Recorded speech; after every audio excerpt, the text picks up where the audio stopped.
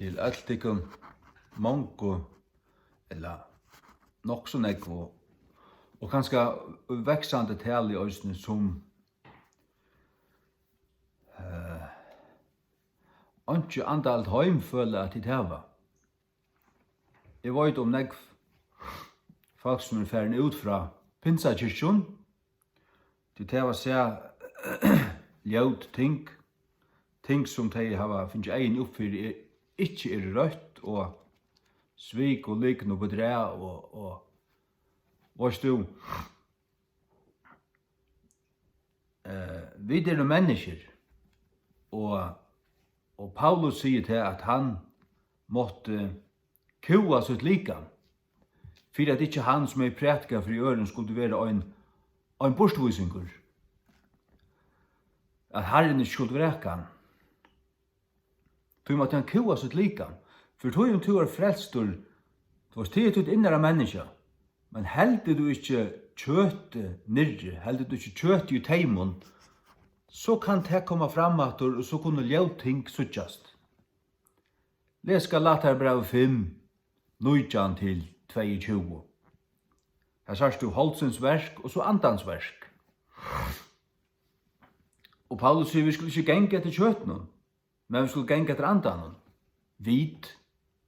Så vi kunne velja, og det var et vel som Paulus øysene måtte dagliga gjøre.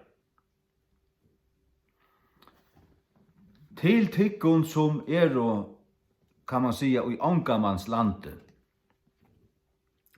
Kanska folk som ferdig ut fra Pinsakirkjon, men også kanska folk som ferdig ut fra Baptistakirkjon.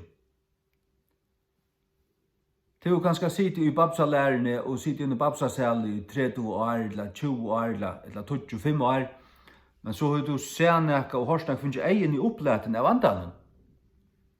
Fra Guds året du sørst at det passer slett som det sier. Åsas en satanslig. Og til at nøygavner enda øyne en annen satanslig. At her er det kan slett ikke gøytaka. Og så har du ikke fri for å være her. Du tror hvis du føler ikke høyre heime her. Men så kan du prøve det for ytterlig pinsaner og kanskje er ikke gong vel møtidjen. Sørst du? Eller at du føler ikke vel her heldur. Og så trekker du det, men du er i trunna. Og nå har du omgått seg genga og årene genga, men du ikke er nok av Jesus, du eier han. Og så sitter du bare heima, og det eneste du lever av å lese Guds ord, bia og ha samfunnet i Herren, og ønstøk tryggvande som du er vel vid. Jeg vet om folk som har det så, og så har jeg selv haft det i mange år. 90 år etter åndene. Jeg vil bare si at hatta ber til, men det krever en personlig innsats.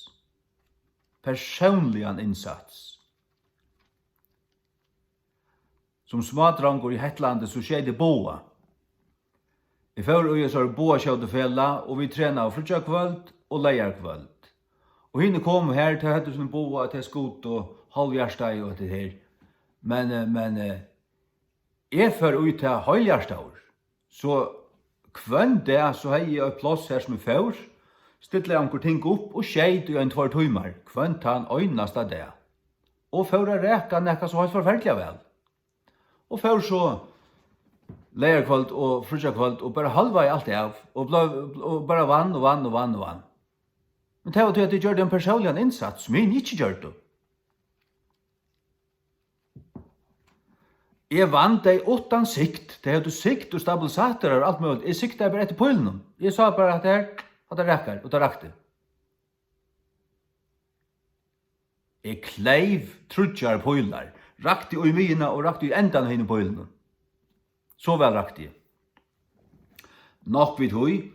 Men hatt det som du kommer til, hvis du gjever de høylig hjertegen til å tenk, og til det som Herren vil, han vil leve høylig hjertegen etterfylgjarar.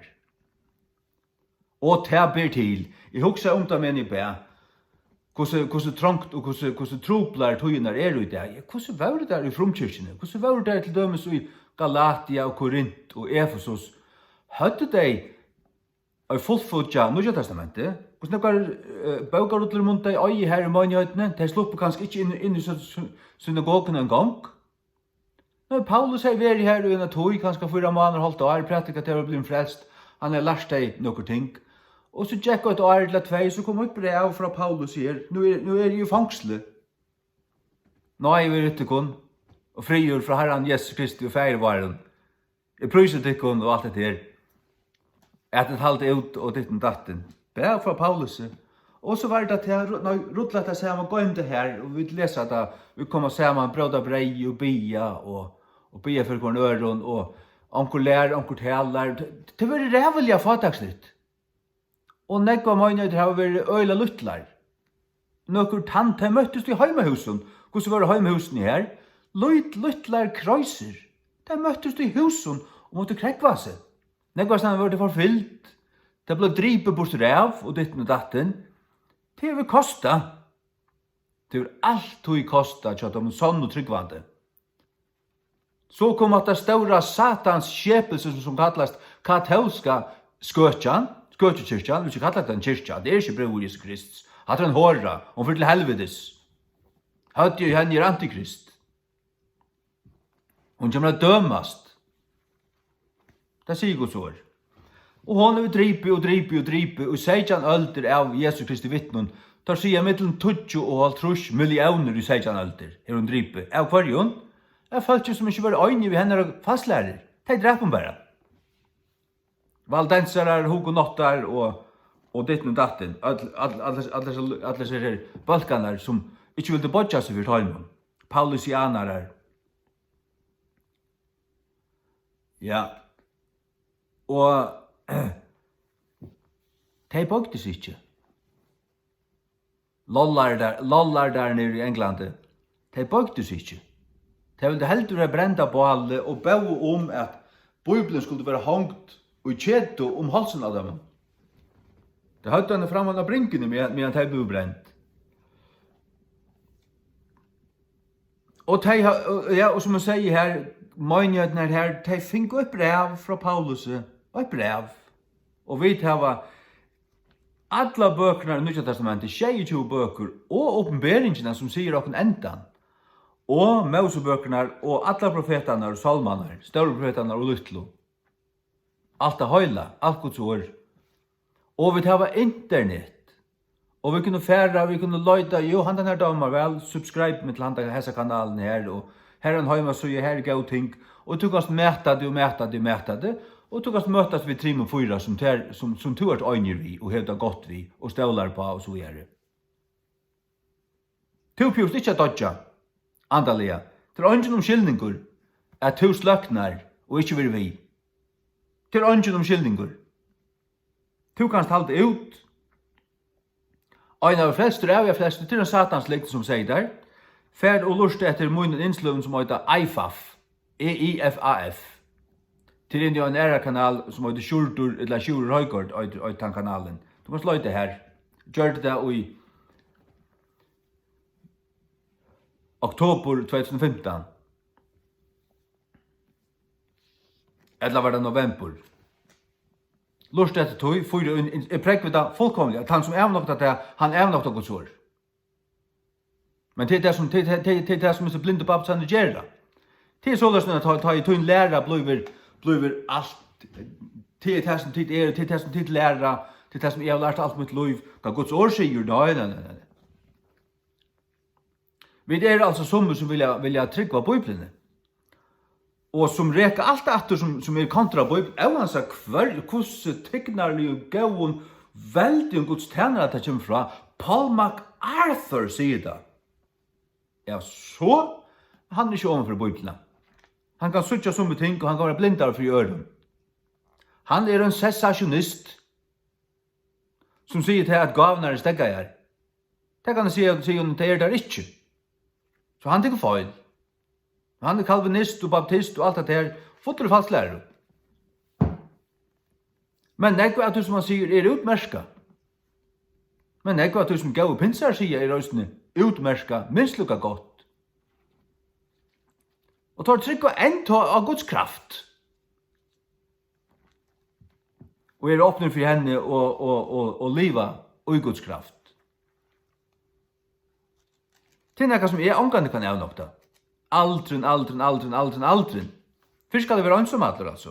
Pur ensamadler og bare ensamadler. Og det er omgående ferdig på kompromiss av nøkron som void satt. Sannløkan selger man ikke. Sannløkan har vi kjøpt, og han mer dyrabærare enn alt annet. Hvis sannløkan der ikke dyrabærare enn samfellet, så det kukkihøtten. Drønkorruptor. Så det en hyklare lorstanda klotte. Ja, så vinale og det nummer 8. Det viktig, men det ikke nummer 8. Kærløyge, ja. Men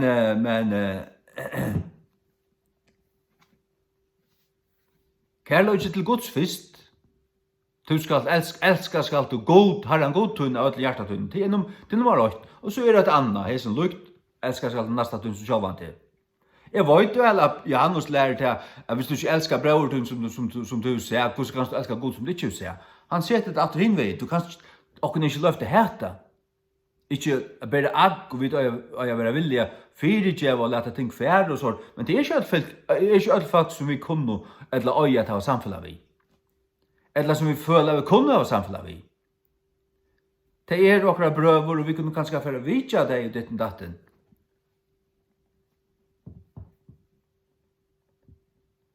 Færre å møte og vidja hæs og vidja, ja, nei, så kommer du å steg etter. Nei, bare mer sannført om det som void og lærd av andan. Det rette. Det som lærd her, får nesten slæ fitt folk og gå og drekka munner og fitt folk og ditten datten. Men her kan ikke genga fast. Her føler jeg meg ikke høyre heima. Jeg kommer omgående gå til disse lærerne her. Hatta. Det kan være alle veier. Men minst til at Jesus og i oppenberingsene, han har skjei stjøtner i sin høyre hånd, til det skjei kyrkjen her. Og så ser han også skjei ljøsastekker, og øynkvann lykan menneskesinnen som Jack og i middelen. Han Jack i middelen. Og han høvdspresten. Hva gjør det høvdspresten i tabernaklen? Han pleier i ljøsastekken, kort i olje og rundt seg i vøytjen, til det som Jesus gjør ved sine kyrkjer. Kyrkjan øyn, men hun døyligste skjei lukkavel. Og han gonger i middelen. Du såløsner at du utanfor her, og bare en avleggare, bare i middelen. Så kan Jesus møte der her, til han gonger i middelen. Han vil enda kallar middelgångmævren. Så han gonger bare i middelen kyrkjen her, og middelen okken og god. Så han kan møte der her, du. Han har møtt mer, utanfor alt skrampelet. Skrample, la meg ikke si det, men utanfor alt. Dansande, herskalige, uilande, skrutjande, og hoppande, og fastlærande, og ditten datten, pengagrusane og alt det der. Han har møtt meg her. Og stovgalven og ditten datten, og i sonjene, og i staulen, og i bøndlansere, og i negvun bøyblæsneie. Han styrst med daglige. Gjørskvaldi enta. Lurst jeg etter sin av lovsonji, og så litt i hendene opp, og så knappt kom jeg til, jeg lukket som, det slær ned i, og så, man føler bare, her kommer en avfytling. Du føler det innanfra, her ble vi oppladet over. Det hender vi knips, men det vi at du åpner det for hånden. Det vi at du åpner det for hånden. Og ofta at sånne ting kunne hente til at det hender øyne for. Herren løy det, han viser der nekka. Og så det at ta jeg noe givet der da, så vil han til at det skal fortsette. Og det personligt. Hese tingene personligt som her. Og som til at de har akkur som brenner nere høtte. Det alltid her. Og jo mer blir prus, jo mer så blir det sterskere. Brenn, altså eld, ordentlig. Det som man tar lærskur som ligger på høttene.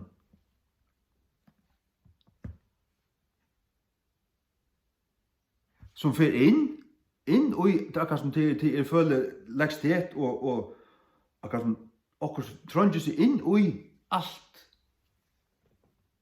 Og jeg føler også ofte at jeg fer opp etter. Altså, jeg føler akkurat som at høttet er risastørst. Vet ikke hvordan det blir til. Men det var noe som byrja. Det kom, og så kan si at akkurat nær det kom. Hvordan det kom, ditt og datten. Og så det vært, og så har jeg lært å kjenne til. Lært å kjenne til. Angastan gynnsju.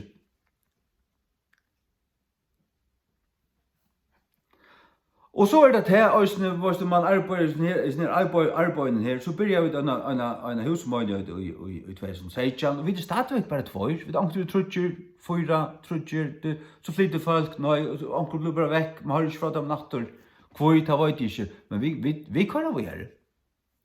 Husmøte og fra mannen.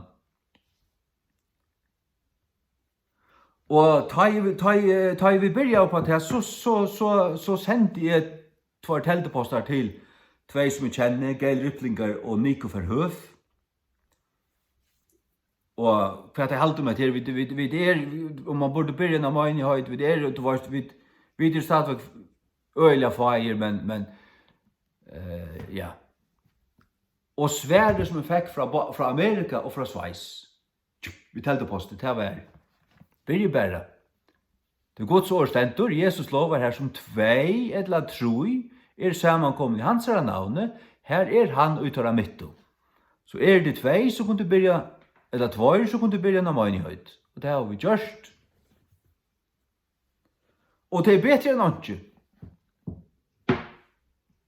Det er bedre enn åndsje, men som sagt, man kan øysene være ønsomadler. Paulus var ønsomadler.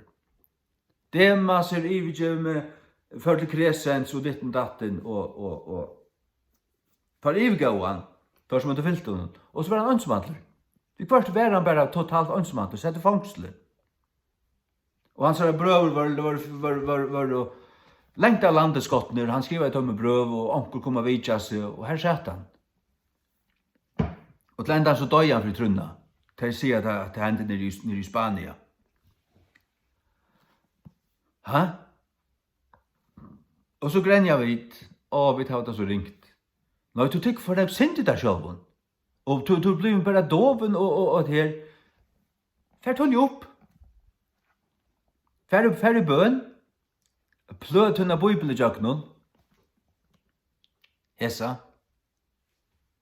FKJ, Førska King James. Pløt hunna jaknon. Og bi og les. Jeg skiljer til at jeg lever oss til dette her te i enda noen. Her sender tala gyrst og fullkomna gyr og det er alltid kallt kyn. Hva dette for nekka? Og så sjava først det kallt kynsmal. Først ikke kvantkynsmal. Først heldur ikke et kvørstje kynsmal. Gjev meg kraft. God skapte mannen og i søgne mynd, god kallt kyn. Fægir soner halvtje ante. Han skapte mannen i søgne mynd. Så hever god denne mynd, så ser han noe som medvor. Han vil åpenbære seg likamlig, og Jesus Kristi, han kom som medvor. Og så skapte god mannen en hjelp, ikke en medhjelp, som Dalvik sier. A help. Meet, M-E-E-T, det er merker hørselig. En hjelp som hørselig til hansere. Og til så kvente. At det uttrykk var kvente, som man ikke kan ståle på i det. Det hun spilt. Hon er ikke bare bit jo i suruppliv det, hon er etter det, etter mine møten. Vesterlandska kvende kan slett ståle på. Det er slett ståle på. Generelt altså, jeg skal ikke si akkurat hending undantek kan finnes, ta du sørste og et vær og vitta, hatt et undantek, ta gapa du og egen blåstøver, ta undrast du. Altså. Og kone folk som lukjes nøkron. Det er sannløgjen.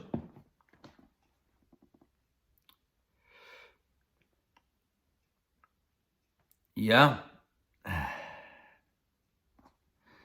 Åretøysene 11:28. Han som trøstar av rykdømar søgnar skal falla. Men henne rattvise skulle blanka som en grøyn. Trost ikke til å rykdommer. Lett det færre.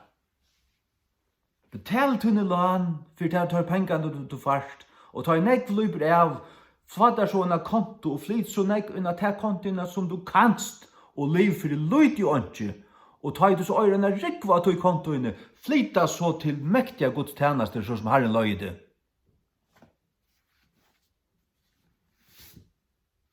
Hvis du flyter pengene og øyser til alt om man er ute i kjølvann, så trykker vi til at det er sint, og til dolmar og dreper til en andalig støv. Du er verre fyrir av det.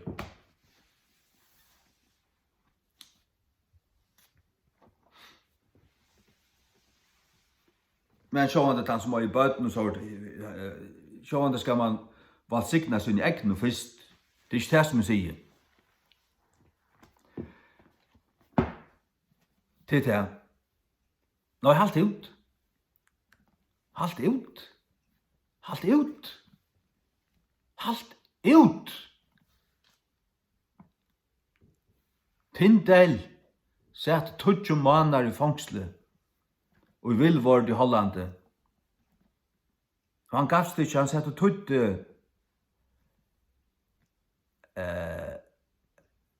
Gamla testamentet. Vi en stearinljøse, kaltur og skirveslier.